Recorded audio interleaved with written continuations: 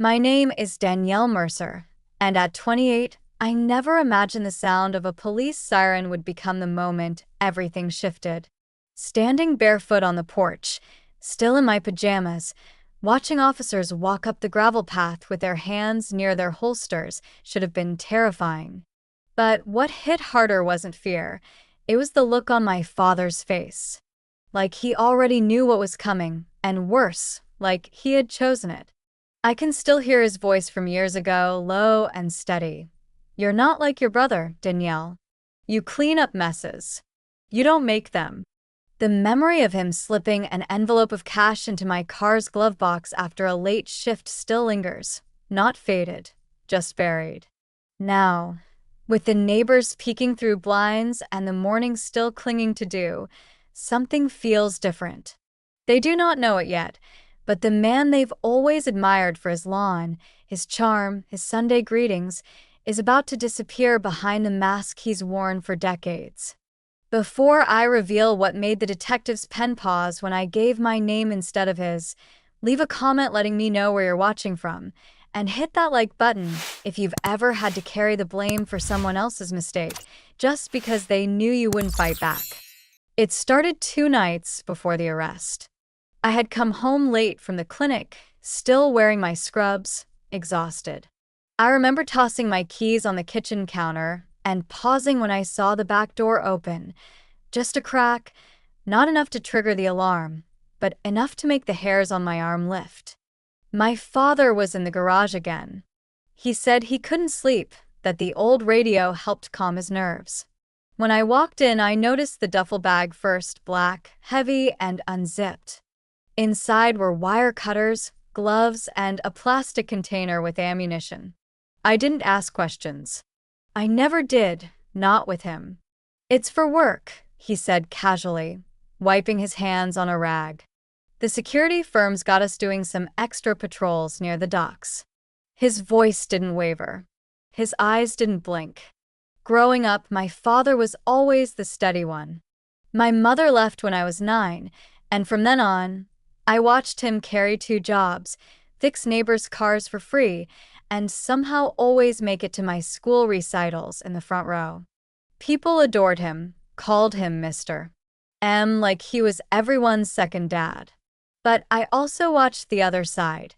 The late-night calls, the whispering arguments with my older brother Nate, the stack of overdue bills he never let me touch. There was a tension under the surface of our lives, and I learned early that silence made things easier. I was the peacemaker. The one who cleaned the kitchen after their fights. The one who graduated with honors while Nate dropped out and vanished to Reno for a year. I believed keeping the peace was a kind of love. That night in the garage, I didn't press him. I changed, made us some tea, and sat across from him as he watched a grainy baseball replay with the volume low. "You should get some rest," I said. He just nodded, but I noticed the way his foot tapped under the table. He wasn't watching the game. He was waiting for something. 2 days later, the cops came. I had just pulled the cinnamon rolls from the oven, a weekend ritual I clung to like a buoy. I didn't see the patrol cars until I heard the crunch of tires on gravel. Then the knock, sharp, official. My father reached the door first. "You mind letting us speak to Danielle Mercer?" one of them asked. My father didn't even turn around. He stepped aside. "She's right here," he said. And that was it. No hesitation. No question. The cuffs were cold. I remember that more than anything. Not the Miranda rights, not the neighbor's kid gasping from his porch, not the fact that my dad didn't say a single word as they led me to the car. Just the sting of metal against my wrists and the sick realization that I hadn't even asked what they thought I'd done. At the station, everything moved fast. They showed me photos, blurry stills from a security camera of someone in dark clothes entering a pawn shop after hours. They found the duffel in my car under the back seat. I didn't put it there. But I had driven that car 2 days earlier when my father said he needed a ride to his friend Vince's house and didn't want to take his truck because it was acting up. I had waited in the car for 20 minutes while he went inside. I didn't ask questions then, either. Miss Mercer, the officer had said as he slid a file toward me, "You're being charged with breaking and entering, possession of stolen firearms, and intent to distribute." I blinked. "There's been a mistake," I whispered. "That's not mine." He tilted his head. "Your prints are on the bag. The gun was registered to your address. The pawn shop camera caught someone driving your car." He said it like it was all undeniable. And it was. If you ignored who put the bag there, if you ignored who had the motive, if you ignored the fact that my father had once been forced to sell half his workshop tools to cover a gambling debt no one in town knew about, they let me call one person. I called Nate. He didn't pick up.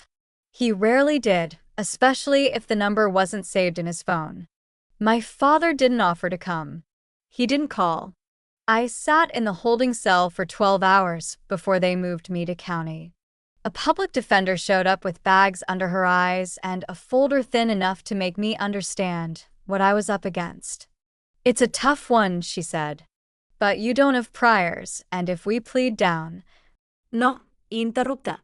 "I didn't do this." She sighed. "The DA has video, Danielle. The weapon is linked to your household. And unless you can prove someone else planted the bag." I thought about the garage, about the way he watched the game without really watching, about how he used my car instead of his, about the way he'd stood by the door, letting them take me like I was a stranger. And for the first time in years, I realized I wasn't the one keeping the peace. I was the one paying for it. Jail was quieter than I expected. Women cried in the first few days, then hardened. I didn't cry, not even the first night. Instead, I thought about all the times I'd been the one to cover for him. When I was 16, he got pulled over with an open bottle in the car. He told the officer it was mine, that I'd taken it from a friend's house. I was grounded for 2 months.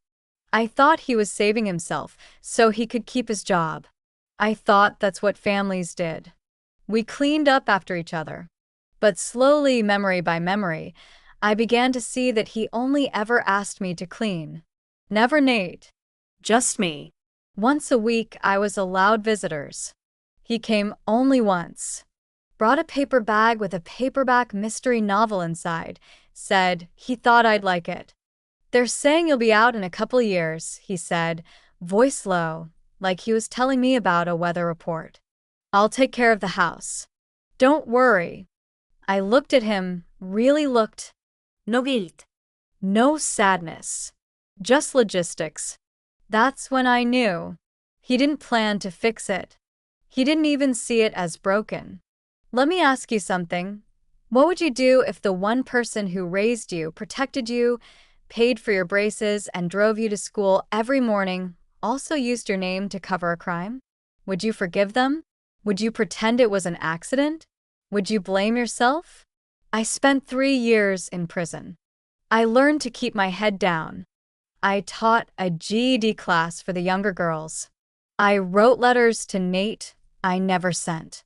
But every day, I remembered that morning. The way he stepped aside. The way he let the lie walk in wearing my face. And then, one morning, everything changed.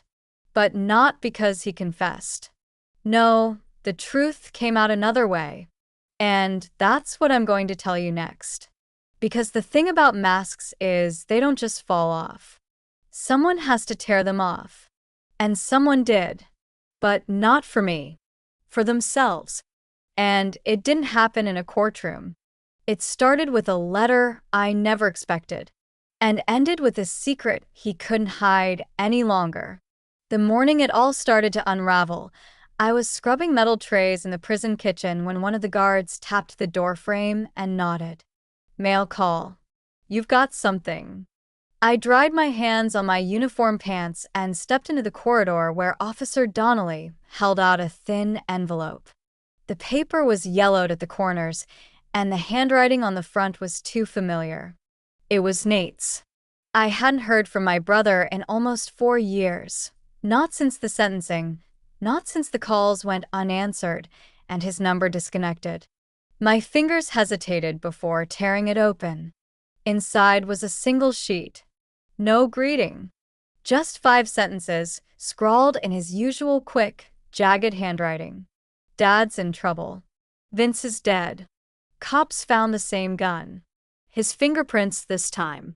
Call me, burn this after. My vision blurred around the edges, but I didn't move. I didn't blink. I just reread it over and over until the letters etched themselves into the backs of my eyes. The same gun. His fingerprints.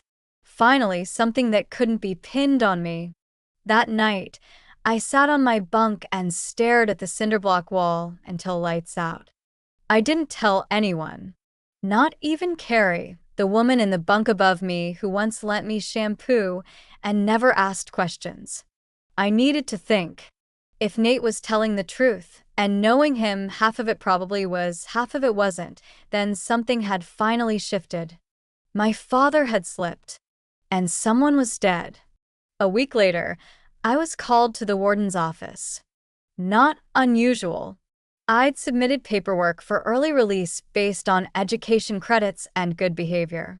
But when I stepped in, I saw a woman in a gray blazer sitting across from the warden, flipping through a manila folder. "Danielle Mercer," she said, barely looking up. I'm Ada Angela Boone. "We need to talk." She laid out the files slowly, like she was giving me time to prepare. But nothing could prepare me for what I saw. A photo of a pawn shop safe cracked open. A Ruger .38 revolver lying on the concrete. Latex gloves beside it, one partially torn. "That's the same model used in your case," Boone said. "And this one was found at a new crime scene 2 months ago." She slid over another image. This one of my father's garage, police tape fluttering in the wind, a workbench covered in rusted tools, and an open drawer labeled scrap parts. The gun had been stored under the drawer's false bottom. "You're saying it's his?" I asked, careful with each word. She didn't answer right away, just tapped her pen against the edge of the folder. "It's got his prints, Ms. Mercer. No gloves this time. The serial number matches the weapon tied to your conviction. He filed a police report 5 years ago saying it was stolen. But we found paperwork in his shed, insurance receipts, repair records. It was never missing." She looked at me for the first time then, her expression hard to read. "He lied. And that might just change everything." In that moment, I didn't feel relief. I felt numb, like someone had shaken the foundation of a house I was still inside. "Why now?" I asked. "Why did you reopen this?" Boone closed the file. "Your brother tipped us off anonymously, then disappeared again. But the new case forced our hand. Vince Leonard was found shot in his home. Your father was the last known visitor. We're building a timeline. If it checks out, we might be able to vacate your conviction." She paused, then added, "But you'll need to testify." I stared at her hands. Perfect nails. Gold ring. No hesitation in her voice. "You want me to testify against my father?" I said flatly. "The man who raised me." "No," she corrected. "We want you to tell the truth." The hearing was scheduled within a month. "Fast-tracked," she said, because of the overlapping investigations and the press attention Vince's death had stirred. I was released under supervised conditions, halfway house, curfew, weekly check-ins. No internet.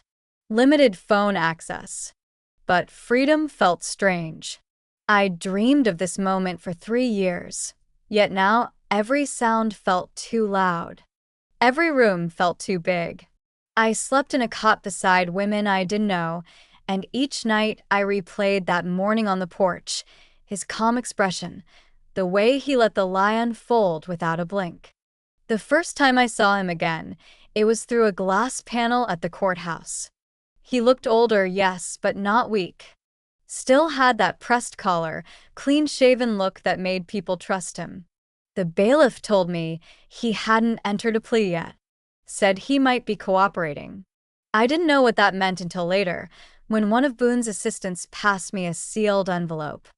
Inside was a notarized statement, signed by my father, claiming he had mistakenly used his daughter's vehicle for a personal errand without informing her of the contents he was transporting. It was a calculated half-truth. Enough to cast doubt, but not enough to undo the damage. Boone was furious. "He's trying to play both sides," she said. "Blame it on confusion. Avoid a perjury charge. We need more." And that's when I told her about the duffel, about the garage, about how he'd taken my car, and I hadn't questioned it. Her expression shifted, almost imperceptibly. "We can work with that," she said. "But only if you're willing to take the stand." The trial for Vince's murder was still pending, but the motion to vacate my conviction moved forward. And that's when everything came out, on record, under oath. I told them about the night he took the car, about the look on his face when the police came, about the years I spent believing that loyalty meant silence. The judge listened. So did the press. And when the final order was read, conviction vacated, record expunged, I didn't cry. I didn't smile. I just sat there, hands folded, and felt the weight of 3 years shift from my shoulders to somewhere just behind my eyes. But even as I walked out of that courtroom, free in name, I knew the story wasn't over.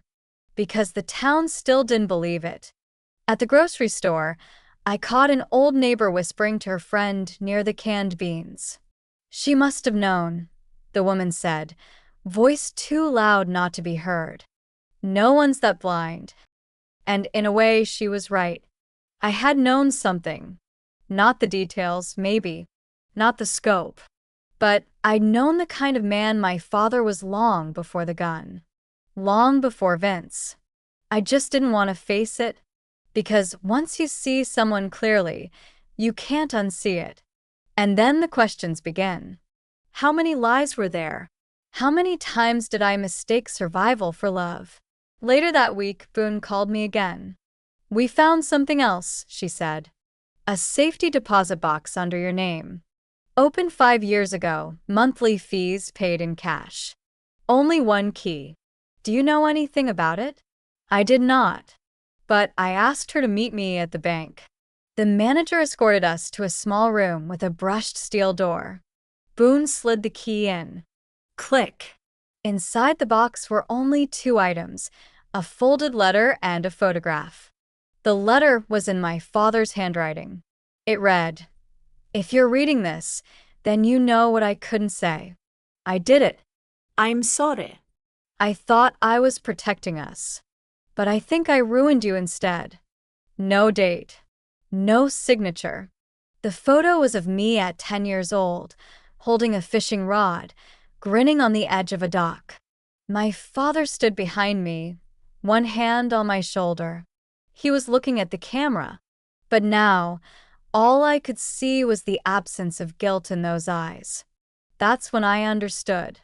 He'd written that letter not as an apology, but as insurance. Something to pull out if the walls ever closed in. And he'd hidden it under my name so he'd still have control over when and how the truth came out.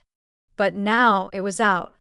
By the time the murder trial came around, I was living in a 1-bedroom apartment above a florist shop, working 2 jobs and keeping my head down. I didn't testify again. I didn't need to. There were witnesses. There was evidence. And finally, there was motive. Vince had threatened to expose him. Said he was tired of taking hush money.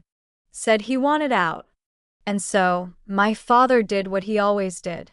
He cleaned up the mess. Only this time it didn't work. He was convicted in less than 2 hours. People ask me sometimes if I feel vindicated. If I feel whole. And I wish I could tell them yes.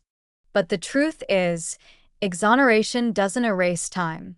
It doesn't give you back birthdays or holidays or the look in your boss's eyes when she reads your file. It doesn't fix what's broken between you and the people who disappeared when you needed them most. But it gives you something else. A name that's finally your own again. A silence you can live inside, not fight against. And a voice. One you didn't know you were allowed to use. Tell me something. If the person who raised you turned out to be your biggest betrayal, would you speak their name again? Or would you let the silence carry it out to sea and never call it back?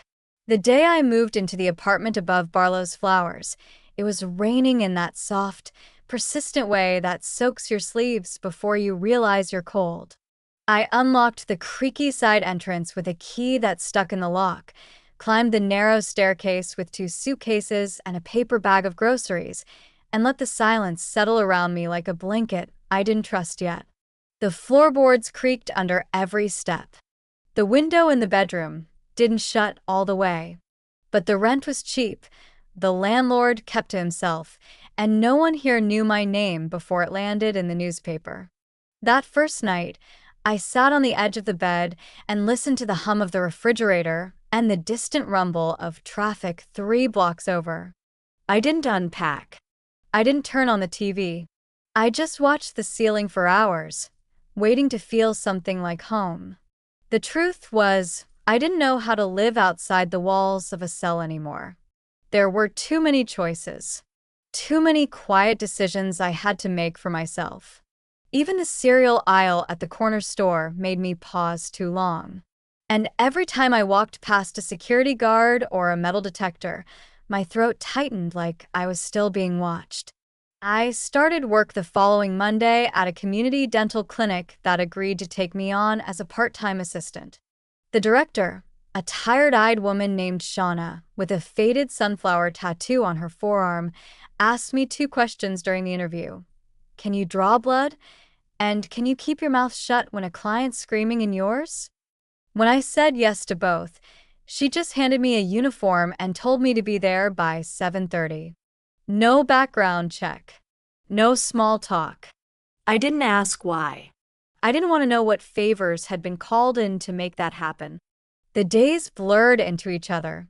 I scrubbed trays, charted vitals, handed off gauze and suction tubes like I'd never left. The routine gave me structure. The anonymity gave me air. But the pressure was still there, quiet and constant, like the feeling of someone following you at a distance. It showed up in the way the front desk assistant, Maria, never looked me in the eye when I said good morning, in how the patients glanced twice at my name tag, then kept their bags a little closer, in how I stopped offering my last name altogether when people asked. And yet I kept going, because survival doesn't ask if you're ready. It just waits for you to get out of bed. One evening, about 6 weeks after the verdict, I walked into the lobby after my shift and found a man sitting in one of the worn plastic chairs, flipping through a stack of pamphlets he clearly wasn't reading. He looked up when I entered and my body locked. It was Nate. Thinner, pale, eyes bloodshot around the edges. He stood slowly, like he wasn't sure how I'd react. "Hey," he said, voice hoarse. "Can we talk?" We walked to the diner across the street and sat in a corner booth under flickering fluorescent lights. I didn't touch the coffee. He didn't order anything. For a minute, neither of us spoke. Then he leaned forward and rubbed a hand down his face. "I'm sorry," he said, "for all of it. For disappearing. For not calling. For leaving you alone in there." I didn't nod. I didn't shake my head. I just listened. "I didn't know," he added. "Not at first. About the bag. About what he did. I thought you knew. Or that maybe you agreed to take the fall." "That's what you thought of me?" I said, voice low. "That I'd do something like that for him?" Nate looked away.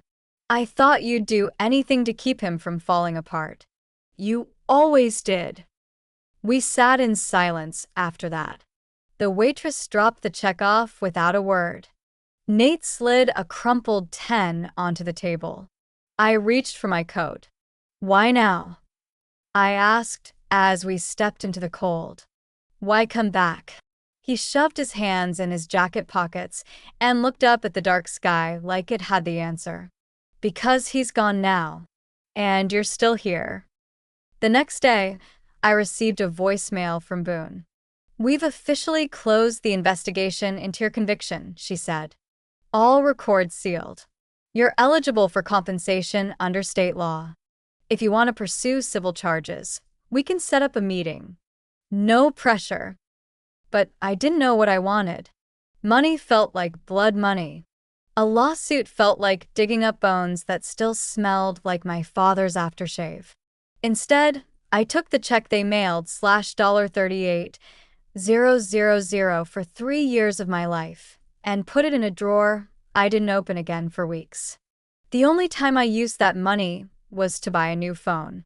I'd been living off a burner I picked up at a gas station. The first contact I added was Shauna. The second was a lawyer in town who specialized in expungement filings.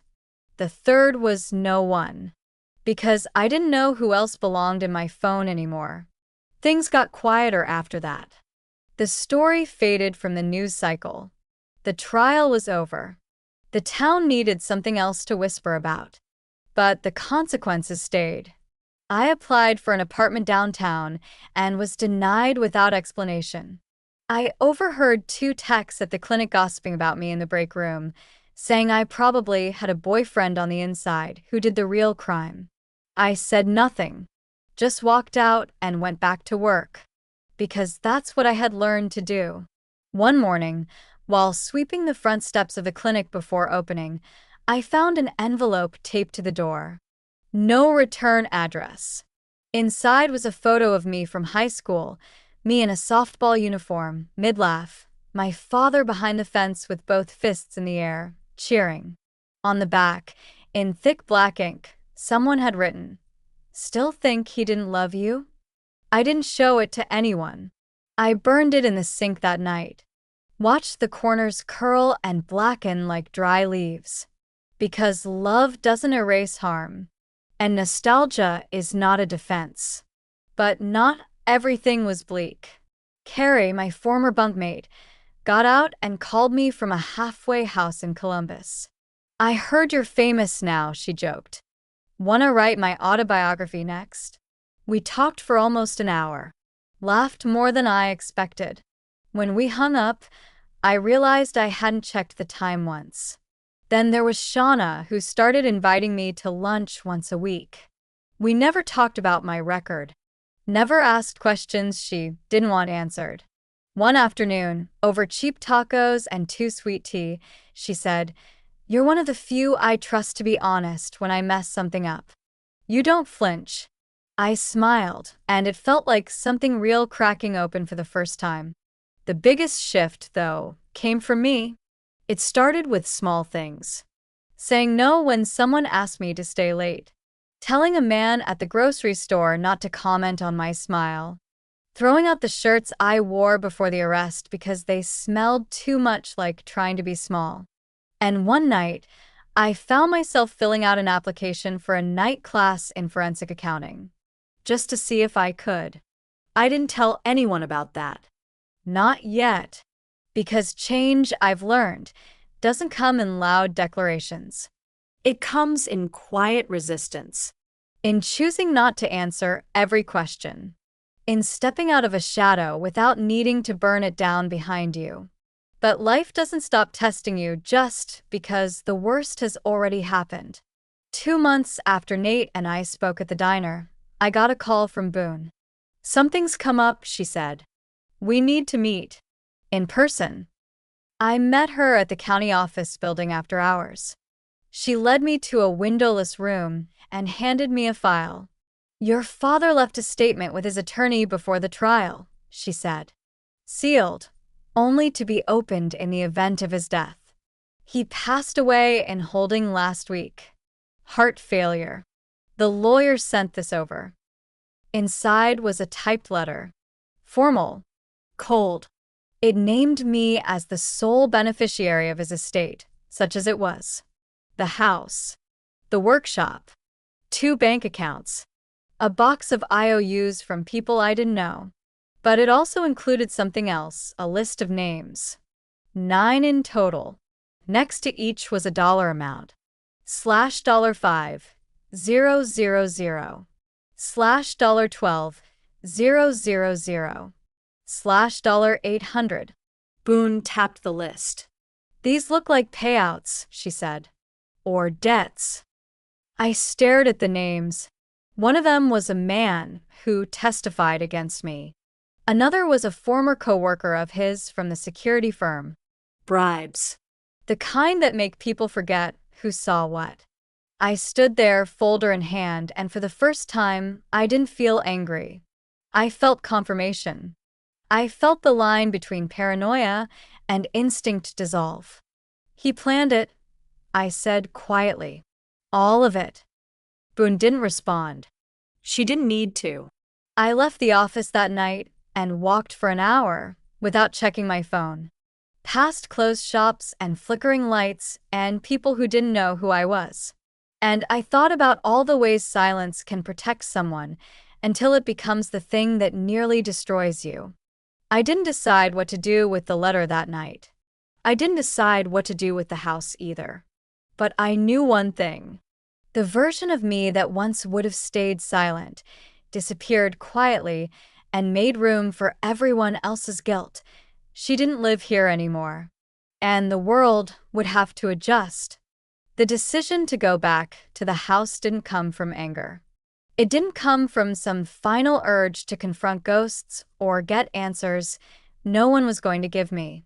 It came on a Tuesday in the middle of folding laundry. I pulled a shirt from the basket, an old, stretched-out cotton tee I hadn't seen in years. It was mine. From before. I had no idea how it ended up in the stack of donated clothes left on my doorstep by a neighbor who never rang the bell. But there it was, crumpled and faded, with a yellowing hem and the soft scent of cedar still clinging to the sleeves. And suddenly, I couldn't breathe in that little apartment. I needed space. Air. Closure. Something real to bury. So I went back. It took 2 bus transfers and a 10-minute walk along cracked sidewalks, past the same trimmed hedges and mailboxes with painted flags. Nothing had changed, not really. The town kept its secrets well. The house still stood on Sycamore Drive, 2 blocks from the old high school, with the same faded porch swing and the same uneven driveway I used to shovel in the winters before work. The grass had grown tall, brittle at the edges. No one had been by in weeks. I had the key Boone's office gave me. It fit like it never stopped belonging to my hand.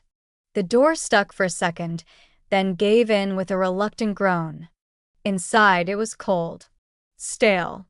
The air smelled of dust and oil, and something older beneath it all. Something rotting. Something forgotten. I stepped through the foyer and into the living room, where the recliner still sat angled toward the TV like he'd just stepped away during a commercial break. His boots were near the front door. Still lined up. Still tied. I walked through the house without touching anything. Just looking. The dining table still had the coffee ring I'd tried to scrub out before my sentencing. The calendar on the fridge was flipped to March. A grocery list stuck to it with a magnet that said, "World's Best Dad." I laughed, quiet, bitter once. In the hallway past the linen closet was the door to his workshop. I hadn't stepped inside it in years. When I pushed it open, the light overhead flickered once, then held. It was like a time capsule. Tools lined the wall. Jars of bolts, screws, washers. A half-finished project sat on the table. A wooden box, the edges smoothed, one hinge attached, the other still lying beside it. And beneath the workbench was the drawer with the false bottom. I pulled it open. Empty now. No gun. No cash. Just dust and a single poker chip from a Reno casino wedged into the corner. That was when I knew what I had to do. I didn't pack anything. I didn't take mementos. I made 2 calls, one to the lawyer, instructing him to put the house on the market. The second to the district clerk's office. 2 weeks later, I walked into the same building where I'd once sat in a jumpsuit, hands cuffed, and asked to file a civil lawsuit. Wrongful conviction, I told the intake attorney. Loss of income. Psychological damage. Defamation. State negligence. And conspiracy to obstruct justice. I laid the letter from his estate on the table. The one with the list of names. This, I said, was not just a mistake. It was manufactured. The attorney, a sharp-eyed man named Harlan Myers, read the list twice, then looked up. You understand this will go public, he said. There'll be depositions. Coverage. People you knew, people who didn't believe you, they'll come crawling back or come for blood. I met his eyes. Let them. He leaned back, tapped the folder, and nodded once. Then let's get started. The news broke before I expected. A leak, maybe. Or just a town that liked gossip more than gardening. Within a week, my name was back in headlines. This time, not for a mugshot. This time for taking the state to court. The backlash was immediate. Half the town turned into amateur lawyers. The local radio station called me a gold digger in scrubs. Someone on Facebook shared an old softball photo of me with a caption. She used to be sweet. Now she's just bitter. I stopped checking the comments. But not everyone turned away. Shauna stood by me. You suing the state? She said one morning while peeling an orange at the front desk. Took you long enough. She brought me lunch twice that week and started calling me boss lady with a smirk. Even Maria, who once couldn't meet my eyes, left a note on my locker that read, "Whatever happens, you earned the right to swing back." The clinic faced pressure too. An anonymous letter accused them of harboring a violent felon. The board tried to open an investigation. Shauna shut it down before it could start. You want to fire someone? She told them in an open meeting. Fire me first. They didn't. But it wasn't just noise. There were consequences. Client cancelait d'appointement. Donations dropped. The landlord raised the rent on the storefront. I offered to leave. Shauna wouldn't let me. You leaving doesn't make them brave, she said. It just makes them louder. The depositions were brutal. Long days. Cold rooms. Lawyers who used politeness as a scalpel. Why didn't you say anything? Why didn't you leave the house sooner? Why didn't you question your father's behavior? One woman from the Attorney General's office asked if I'd ever had emotional dependencies that clouded my judgment. I stared at her and asked if she ever had a parent. They didn't like that, but I kept showing up. Because the goal wasn't revenge. It was reclamation. One afternoon, while walking home past the courthouse, I saw someone sitting on the steps. An older man. Baseball cap. Cigarette dangling from his lips. He stood as I approached. You're Mercer's kid, he said. I braced. I worked with him. Back in the 90s. Private security gig in Barstow. I nodded, unsure what was coming. He reached into his coat and pulled out a weathered envelope. He paid me $5,000 to say, I saw you outside the pawn shop. I was never there. I didn't want to get involved before. But, well. Guess we all gotta live with ourselves now. He handed me the envelope and walked away. Inside were handwritten notes. A receipt. A copy of the original deposition statement. I took it straight to Myers. That, he said, scanning the documents, is the missing piece. From there, it unraveled quickly. 2 of the 9 names on the estate list confessed to falsified testimony in exchange for cash. One was indicted. The others lawyered up. And when the first hearing began, the judge allowed everything into the record, including the statement from my father's safe deposit box. For the first time in years, the truth wasn't just mine. It was public, documented, recognized by the system that once swallowed me whole. And still, even with all that, there were people who looked at me like I'd cheated the system. Like justice was only justice if it didn't inconvenience them. I stopped trying to make them understand. Instead, I stood in that courtroom, in a navy blazer I bought from a thrift store, hands steady at my sides, and answered every question without flinching. When the judge ruled in my favor and awarded damages, over $600,000, I didn't celebrate. I went home. I sat at the kitchen table in my small apartment. I made tea, and I opened a new notebook. No manifesto, no angry letters, just one sentence. This is not the end. Because people like me, we don't get neat endings. We don't get parades or apologies that fix the hole in our lives. But we get something better. We get to write the next chapter ourselves. And this time, nobody else holds the pen. The morning after the verdict, I didn't wake to celebration. I woke to silence, the kind that settles deep into your bones and stays there. The kitchen smelled like stale coffee grounds. The sunlight came through the window in thin, pale lines. I sat at the table with a cup of tea I never drank and watched the steam curl up into nothing. $600,000 sat in a new bank account under my name, untouched. The civil suit had been the last battle. I'd won. Legally. On paper. But winning doesn't feel like it's supposed to when you've lost more than anyone will ever see.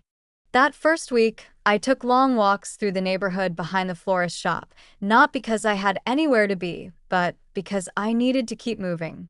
I passed kids on bikes, parents unloading groceries, couples bickering about laundry. No one recognized me anymore. The newspaper had moved on. The whispers had gone back underground. But I could still feel them. That part doesn't leave.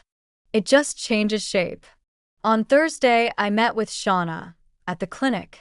I told her I'd be stepping back. Maybe not forever, but for now. I expected her to argue, to offer me a raise or ask me to reconsider. Instead, she hugged me tightly, the kind of hug that doesn't ask for an explanation. "You don't owe anyone anything, Danielle," she said. "Not anymore. Go take your breath." I didn't cry. I just nodded and walked out the front door with my last paycheck folded into my coat pocket. That same night, I packed what little I owned into 2 boxes. Clothes, books, notebooks, the letter from the deposit box. I left behind the old coffee maker, the lopsided lamp, the chipped dish set that belonged to no one. I wasn't sure where I was going yet. I only knew it couldn't be here. The apartment had held me through transition, but it also held too many echoes of who I had to be to survive. I rented a car the next morning and drove west. I didn't map the route. I just followed highways, turned when I felt like it, stopped when I saw a diner that looked like it hadn't changed in 30 years. For the first time in years, I wasn't running from anything.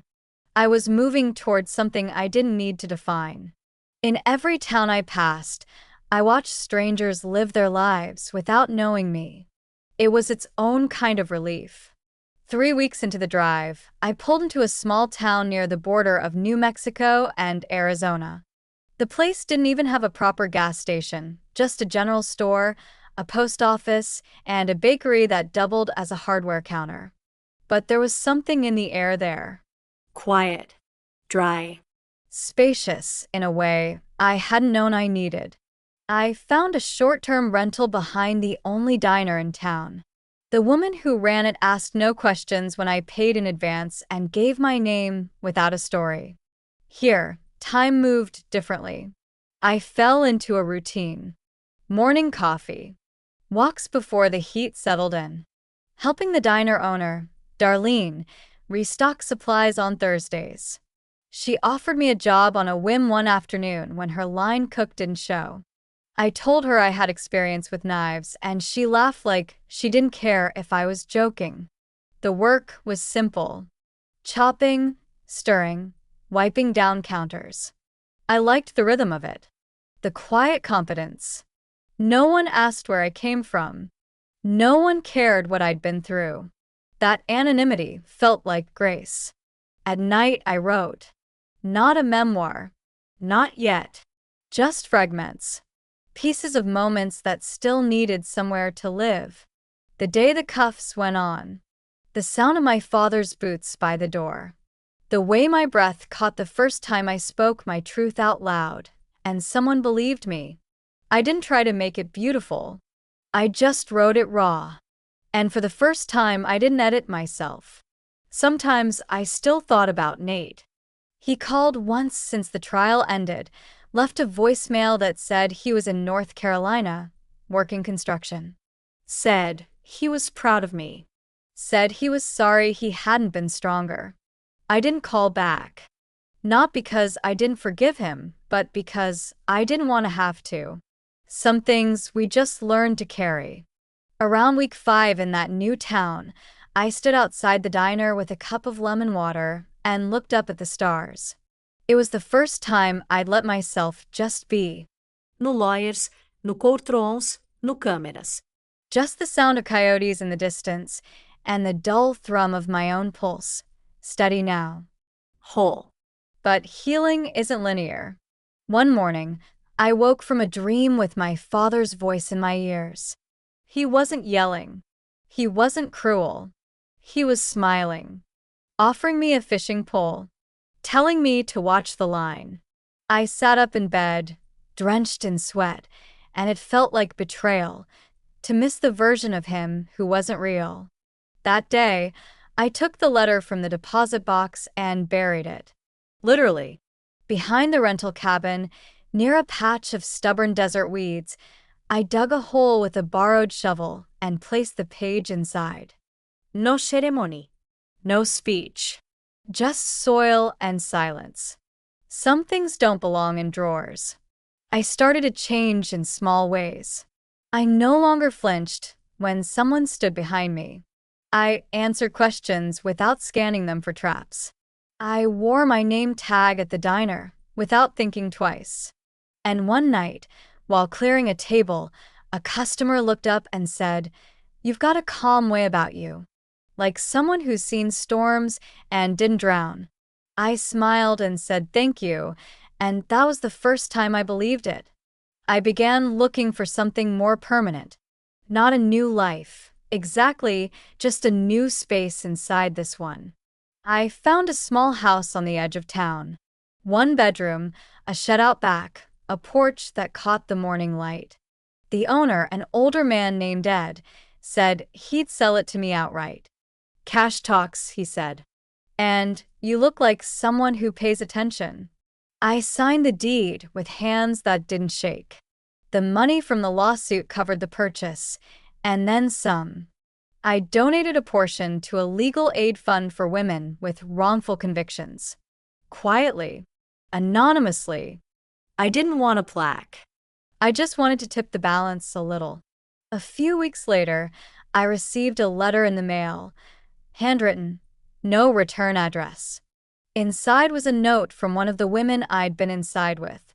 Carrie. She said she'd heard what I'd done. Said she was proud. Said maybe she'd tell her story someday too. "You lit the match," she wrote. "Some of us are still finding the kindling." I pinned the note above my desk.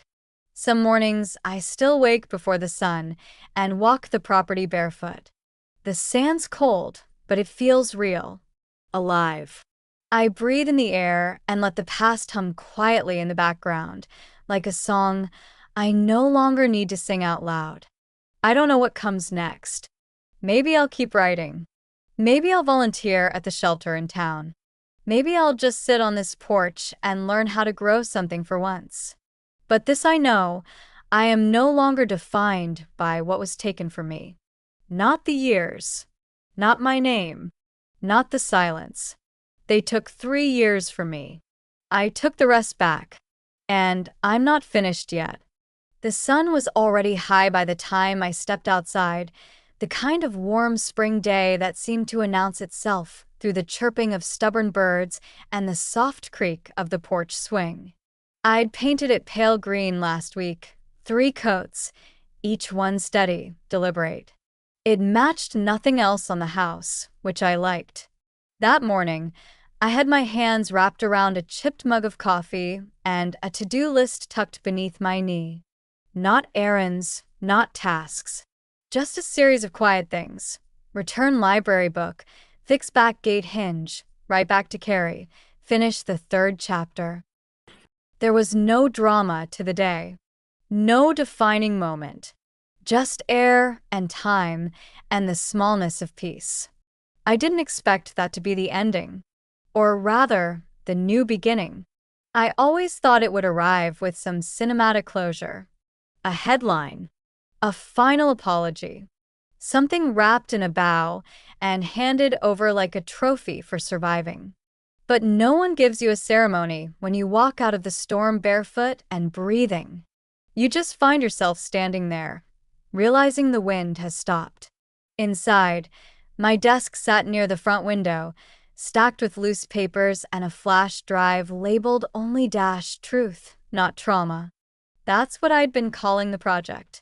Not a memoir, not a tell-all, just a record.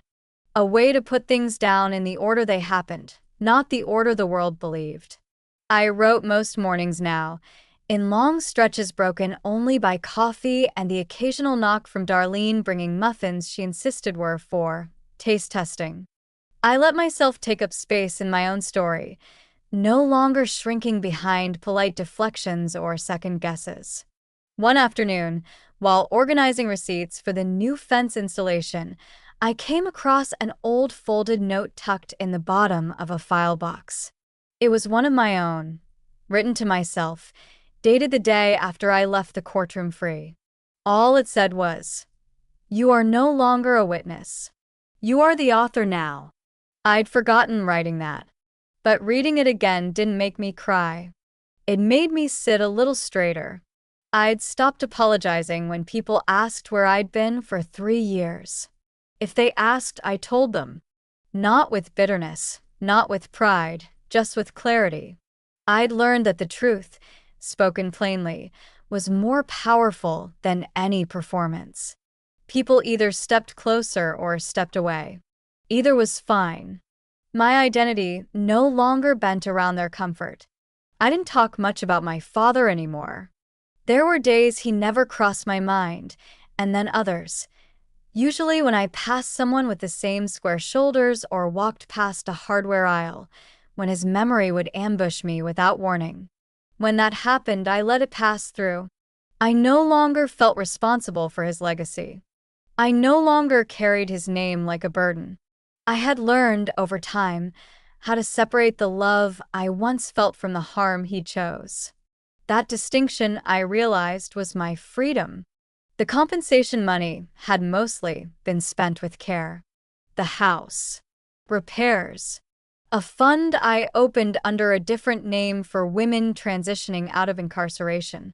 I never told anyone about that part. It wasn't for optics. It was for balance. For the girls who didn't have a Nate who came back, or a Boone who took their case, or a Shauna who stood firm when the world tried to erase them. I knew what luck looked like. I also knew it wasn't fair. On the last Sunday of the month, I walked to the edge of the property with a folding chair and a book, the way I did when I needed to breathe in something bigger than myself. The desert horizon rolled out in front of me like an open page, soft orange hills and the occasional hum of a passing truck. The wind tugged at the loose hairs near my neck. Somewhere in the distance, someone was playing a guitar, sloppy, slow, honest. I thought about all the versions of myself I'd been. The girl who covered for her father's secrets. The woman in the orange jumpsuit who stood quietly in court while a stranger told the judge who she was. The exonerated woman with a check in her hand and no idea where to go. The cook who found rhythm in a small-town kitchen. The writer who didn't need anyone's permission anymore. Each one of those women had carried me here. I hadn't expected to feel whole, but I did feel something else. Still. Grounded. Real. There was no moment when I decided I was okay. Healing arrived like dusk, slow, certain, unannounced. One day, I just noticed I was no longer flinching when I saw my own reflection in shop windows. That I answered calls without scanning the area for exits. That I no longer whispered my own name. And when people called me Danielle now, it rang true. It was mine again. I kept the letter from Carrie tacked to the wall above my desk. She'd written again, this time from a reentry program in Kansas. She was mentoring someone. Said she used some of my old phrases. Still finding the kindling, she wrote. But at least I know where to look. I smiled when I read that. Then I opened a new document on my laptop. Chapter 4. No outline. No plan. Just the rhythm of my own breath and the steady beat of keys beneath my fingers. The past wasn't something I needed to outrun anymore. It was something I'd outlived. And I wasn't interested in legacy, or revenge, or changing anyone's mind. I was interested in making dinner, reading the next chapter, returning the library book before it was due. I was interested in living. Thank you for joining me on this journey, and I hope my story inspires you to recognize your own inherent worth, no matter who doesn't see it.